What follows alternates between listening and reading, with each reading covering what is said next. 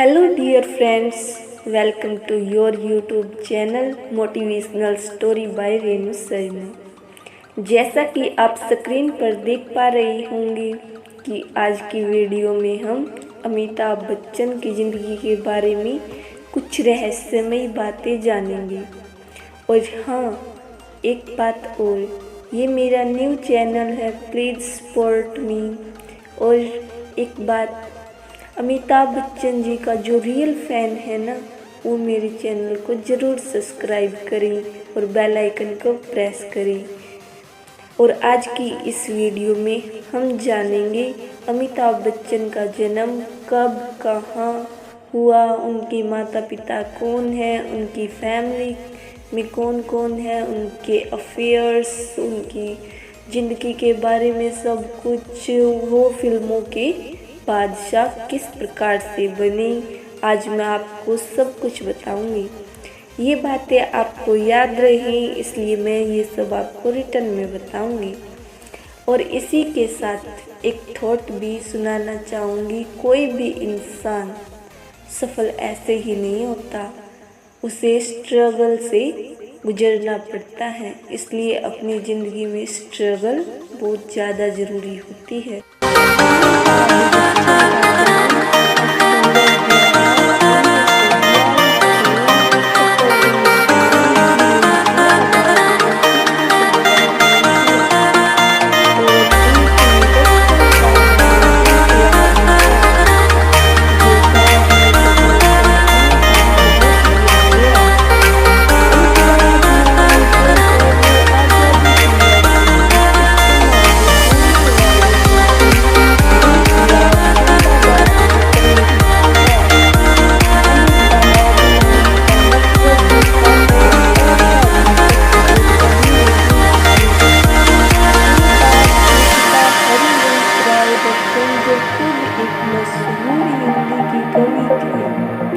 और उनकी माता तेजी बच्चन जो कराची से वास्ता रखती है। वे स्टेज की दुनिया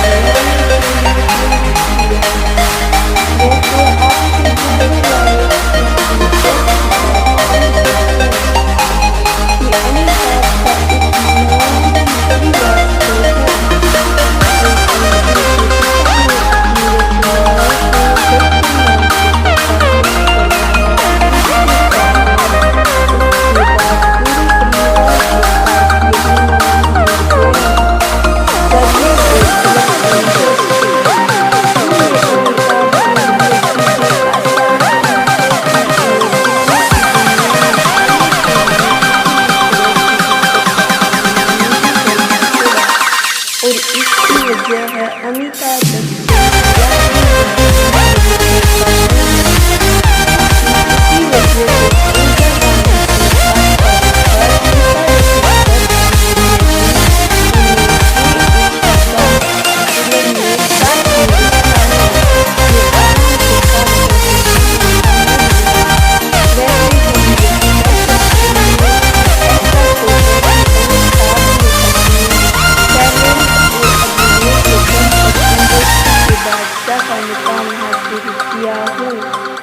या किसी और भी पैमाने पर हम अमिताभ बच्चन को महान कह सकते हैं। लेकिन एक बात तो है, जितनी आसानी से अमिताभ को बॉलीवुड में काम मिला, वो भी इंदिरा गांधी के सिफारशी खत की वजह से, तो मेरे गले से अमिताभ को महान कहने की बात गले नहीं उतरती है।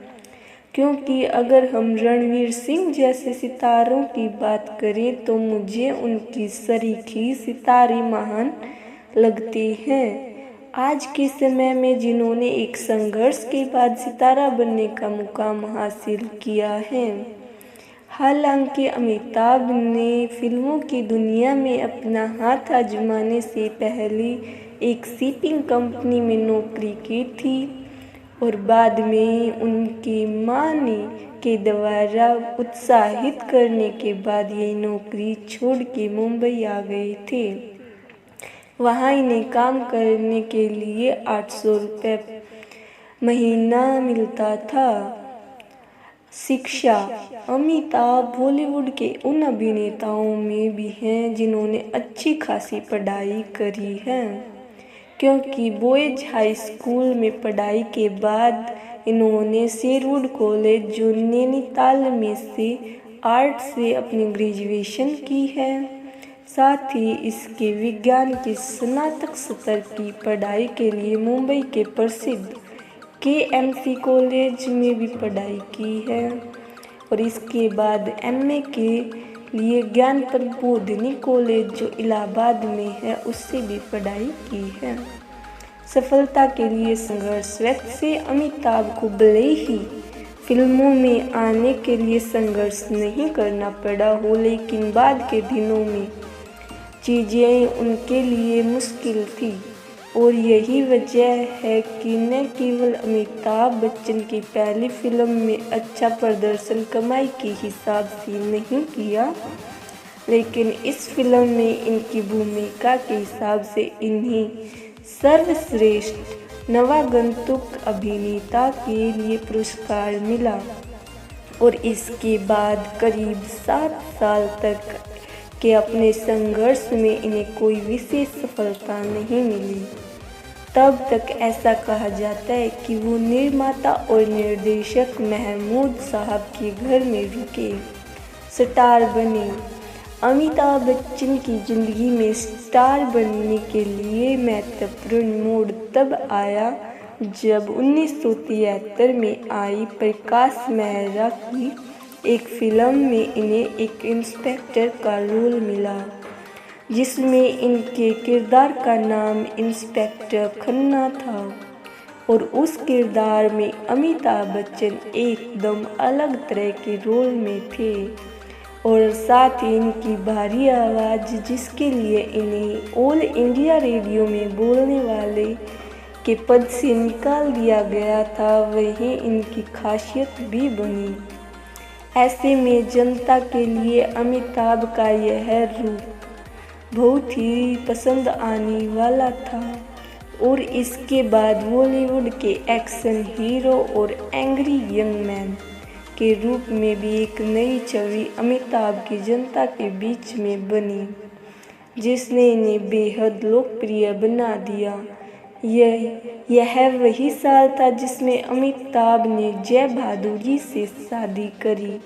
कह सकते हैं कि अमिताभ के साथ अब उनका लेडी लक भी था, क्योंकि इसी साल अमिताभ बच्चन ने जया के साथ 3 जून को बंगाली संस्कार से विवाह भी किया था। Life changing events. 1976 से लेकर 1984 तक अमिताभ को अपनी कई सारी कामयाब फिल्मों की वजह से बहुत सारे पुरस्कार मिले, जिसमें बेहद कामयाब दीवार्स और शोले जैसी फिल्में भी हैं। शोले तो बॉलीवुड के इतिहास में सबसे कामयाब फिल्मों में से एक है। यही एक वजह है कि अमिताभ फिल्म इंडस्ट्री के सबसे कामयाब और पहचान वाले अभिनेता और सबसे अधिक फिल्म फेयर अवार्ड्स पाने वाले अभिनेता में से एक हैं। और साथ ही आपको बता दें कि अमिताभ ने अब तक 3 राष्ट्रीय फिल्म पुरस्कार और 12 सर्वश्रेष्ठ फिल्म अभिनेता की फिल्म फेयर पुरस्कार शामिल हैं और एक तरह से यह एक रिकॉर्ड है। 1984 से 1987 तक संसद के निर्वाचित सदस्य के रूप में इन्होंने अपनी भूमिका दी है। असल में 1984 में इंदिरा गांधी की हत्या के बाद इनके दोस्त राजीव गांधी की सलाह पर वो राजनीति में उतरे और इलाहाबाद की लोकसभा सीट में चुनाव लड़े और राजनीति के चाणक्य कहे जाने वाले हेमवती नंदन बहुगुणा को हरा दिया। लेकिन कुछ समय बाद ही, यानी राजनीति में आने के 3 साल बाद ही अमिताभ बच्चन ने राजनीति को अलविदा कह दिया। अमिताभ बच्चन ने एक्टिंग के अलावा भी पार्श्व गायक के रूप में भी अपना योगदान दिया है। साथ ही एक अच्छे विज्ञापनकर्ता के रूप में भी अमिताभ की पहचान बनी हुई है और उम्र के इस दौर में भी जब वो 73 साल के हो चुके हैं अभी भी सक्रिय हैं। कौन बनेगा करोड़पति शो में भी उन्होंने होस्ट के तौर पर काम किया है और अमिताभ बच्चन को पसंद करने वाले करोड़ों में हैं। अमिताभ ने 12 से अधिक फिल्मों में डबल रोल किया है और एक फिल्म में महान के लिए तो उन्होंने ट्रिपल रोल भी किया है। आज के दिन में अमिताभ के पास एक खास मुकाम है और इसी वजह से उन्हें फ्रांस के एक शहर दूविले की मानद नागरिकता भी इनके योगदान को देखकर मिली है, जो किसी भी विदेशी नागरिक के लिए न केवल सम्मान की बात है बल्कि बहुत ही दुर्लभ लोगों के पास ये है, क्योंकि यह केवल ब्रिटेन की महारानी एलिजाबेथ द्वितीय के पास और पहली बार अंतरिक्ष में प्रवेश करने वाले रूसी अंतरिक्ष यात्री यूरी गागरिन तथा पोप जॉन पॉल द्वितीय को ही दिया गया है। बच्चों और परिवार।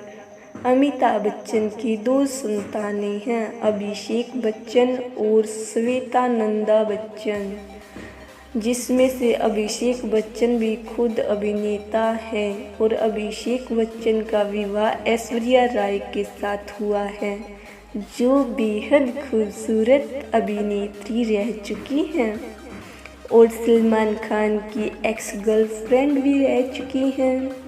हालांकि एक्टिंग की दुनिया में अभिषेक का सिक्का जरूर नहीं चला, लेकिन अगर लड़की के मामले में बात करें तो करोड़ों दिलों की धड़कन रह चुकी ऐश्वर्या को अपने हमसफर के रूप में पाने वाले अभिषेक बच्चन बेइंतहा लकी हैं। लव लाइफ और अफेयर्स। अमिताभ बच्चन के अफेयर्स की बात करें तो सन 1978 में अमिताभ और रेखा के बीच बढ़ते नज़दीकियों को लेकर न केवल अमिताभ के घर में बहुत हंगामा हुआ बल्कि देश भर के अखबारों में भी यही सुर्खियां बनती जा रही थी।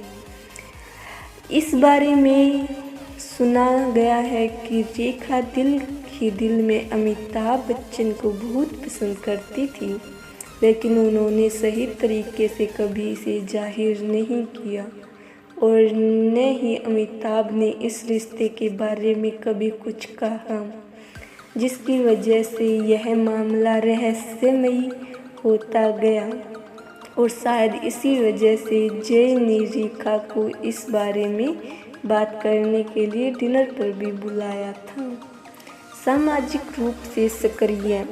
अमिताभ बच्चन सोशल साइट्स पर काफ़ी एक्टिव रहते हैं और अपने फेसबुक के साथ जुड़े रहने के लिए ब्लॉग व फेसबुक और ट्विटर पर भी काफ़ी सक्रिय रहते हैं। अमिताभ बच्चन के बारे में शिवसेना के प्रमुख रह चुके स्वर्गीय बाल ठाकरे यह तक कह चुके हैं कि अमिताभ के योगदान को देखते हुए उन्हें भारत रत्न देना तो बनता है, क्योंकि ऐसे भी देश जहां लोग भारत के राष्ट्रपति और प्रधानमंत्री के बारे में नहीं जानते, लेकिन वो अमिताभ बच्चन को जानते हैं। ऐसे में उन्हें भारत रत्न दिया जाना सही है। साथ ही यह बात भी गौर करने लायक है कि उन्होंने यह बात ऐसे समय में कही जब महाराष्ट्र में मराठी बेनाम उत्तर भारतीय विवाद चल रहा था।